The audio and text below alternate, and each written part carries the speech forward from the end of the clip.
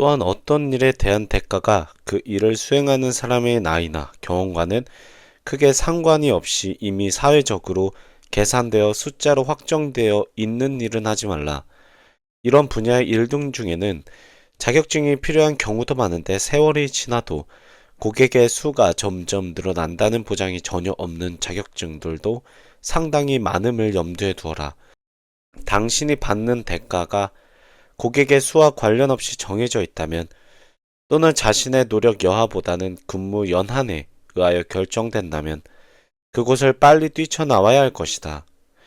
일한 대가가 노동 시간의 양과 비례하기만 하는 일 중에는 금으로 만든 컨베이어 벨트 앞에 서는 있는 일도 있긴 하지만 부자가 되어 경제적, 육체적 자유를 얻을 수 있는 효율적인 일은 결코 아니다. 조직 내에서 기계 장치를 관리 감독하거나 지나치게 연구 위주이거나 세분화되어 있는 일 역시 부자가 되기에 적합한 일은 아니다. 조직 내에서 이득 창출과 직접적 관련은 없이 그 조직을 유지 관리하는 일들 역시 부자가 되는 길과는 거리가 멀다. 이러한 일들을 구체적으로 밝혀주고 싶지만 직업의 종류가 몇만 개나 되어 나로서는 벅찬 과제이므로 그 골격 형태만 밝힐 수밖에 없다. 명심할 사실은 형태는 컨베이어 벨트 앞의 일처럼 보이지만 본인의 생각에 따라서는 컨베이어 벨트 밖으로 빠져나갈 수 있는 일들도 많다는 것이다. 모던 타임즈에서 주인공이 5번이나 실직하면서 가졌던 직업들은 공장 노동자, 조선소 노동자, 경비원, 철공소 정비사 조수, 웨이터였다.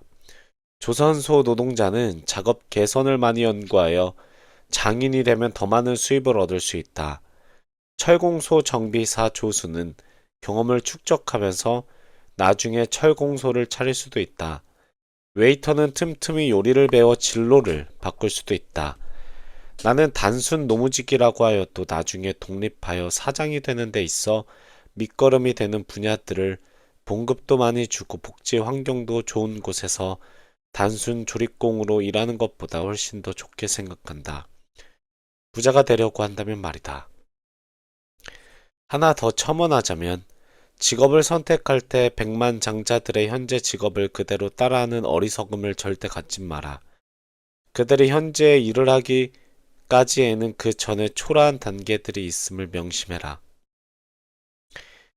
현재 배달 일은 어떨까? 다른 일을 할 수 있는 기회가 주어지지 않는 경우에는 아무 일이나 하라는 것이 내가 주는 지침이다. 다른 일을 할 기회가 주어져 있기는 하지만 보수가 마음에 차지 않는 경우에 중요한 결정 요소는 그 일을 통해 경험적으로 축적되는 지식이 어떤 것이고 스스로 그 지식을 배가시킬 수 있는가이다. 영화 미나리에서 병아리 감별사 이야기가 나오는데 보수가 나쁜 일도 아니고 경험이 쌓이면 연봉이 7, 8천만 원까지 올라가지만 주인공이 다른 일을 하고 싶어 하는 이유는 무엇이었을까 생각하여 봐라. 보육원에서 18세가 되어 나와야 하는 아이들에 대한 정부 지원금은 고작 500만 원이고 그것도 300만 원이었다가 오른 금액이다. 3년간 매월 자립수당 30만 원이 나오지만 쪽방 월세 수준임을 알았을 때 나는 사랑의 열매와 상의하여 그런 애들에게 배달용 오토바이라도 하나씩 사주라고 기금을 주었다. 갯불도 없는 처지라면 닥치는 대로 일하면서 돈부터 모아야 하기 때문이다. 현재 아무 일이나 재밌게 해라. VJ 틱공대라는 TV 프로그램을 딸과 함께 자주 보았는데 나는 쇼 드라마 등은 보지 않는다. 언젠가 어느 삼겹살집 주인이 삼겹살은 그 굽는 석판에 따라 맛이 달라진다는 것을 알고는 마음에 드는 석판을 구하고자 전국을 떠돌아다니고 그렇게 구한 돌들을 삶고 길들이는데 오랫동안 정성을 쏟는 모습이 방영되었다. 그 주인에게 삼겹살집 운영은 노동이 아니라 재미를 느끼는 취미나 다름없었다. 당연히 손님이 들끓었다.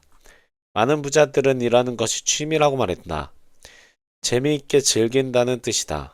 토마스 제이 스탠리는 백만장자 마인드에서 미국의 100만 장자 733명을 표본 조사하여 얻은 자료들을 보여주는데 미국의 100만 장자들 중 86%는 나의 성공은 내 일과 직업을 사랑한 결과이다라고 공통적으로 말한다. 투자를 잘해야 부자가 된다는 말에 현혹되지 말라. 일이 우선이고 투자는 나중이다. 이 바보들아. 그리고 81%는 나의 일은 내 능력과 적성을 한껏 발휘할 수 있도록 해준다고 말한다. 하지만 사람들이 자기 능력과 적성에 맞는 일만을 찾아 나서는 것은 내가 볼 때 정말 어리석은 일이다. 게다가 대다수의 사람들은 자기가 머릿속에서 꿈꾸고 원하여 온 일을 그 일을 위한 구체적인 준비도 없이 자신이 해야 하는 일과 동일시에 하거나 자기가 능력을 갖고 있는 일, 자기 적성에 맞는 일, 자기가 잘할 수 있는 일로 믿는다. 그러나 능력이니 적성이니 하는 것들은 관련 분야의 지식을 갖춘 뒤 실제로 이를 경험하여 보기 전까지는 뚜렷하게 나타나는 것이 아니다.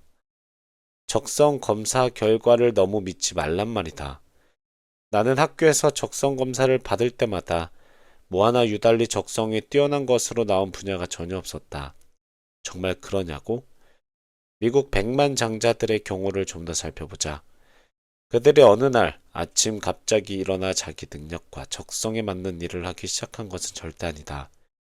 그런 일은 천재들에게나 일어난다. 100만 장자들이 이를 선택하게 된 동기는 그저 우연한 기회가 29%, 시행착오 27%, 예전 직업과의 관련성 12%, 이전 고용주가 놓친 기회 7% 때문이다.